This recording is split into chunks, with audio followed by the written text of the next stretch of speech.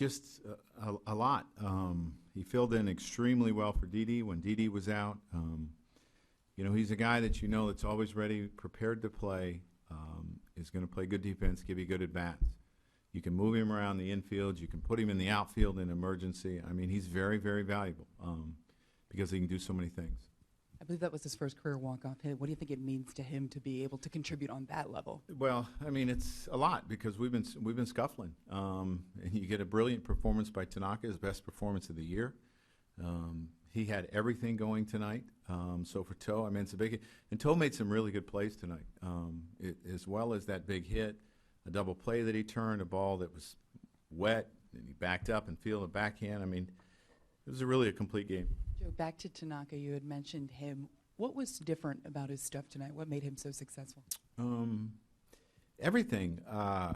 Slider was crisp. The split was crisp. His fastball had life to it. His curveball was crisp as well. He threw it harder tonight. I mean, everything was better tonight. Dan. Given the stretch that you've been through recently and the fact, like you said, that Tanaka pitched so well, how much did you guys need this one? Well, you really need this one.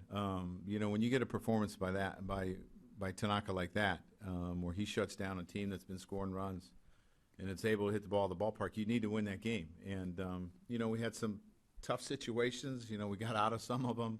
You know, Girardi has a huge hit in the ninth to tie it up. And then, you know, we needed this.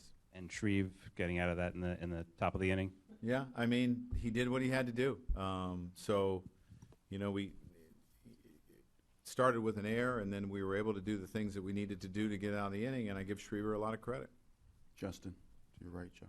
How visible was Tanaka's confidence on the mound? Well, I think it's pretty visible, you know, but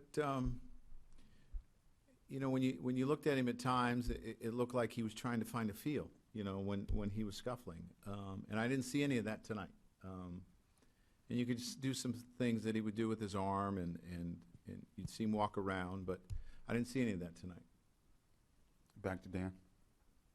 Do you think any part of the matchup with Darvish led to him pitching as well as he did because it was such a big deal? It could have.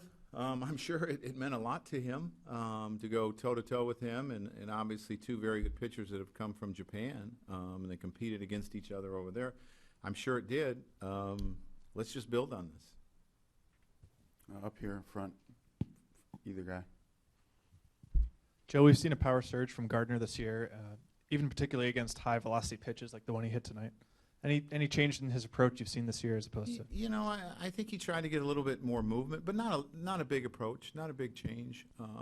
You know, I just think he's seeing the ball well, and he's been on a good streak, and he's meant a ton to us as well. Barry. Joe, did Chapman look a little out of sync to you tonight? What was going on? Yeah, I mean, it looked like he couldn't find a feel for his slider tonight. You know, he hasn't thrown since, I believe, Sunday it has been, so, I mean, that could have been part of it, but it looked like he couldn't find a feel for his slider.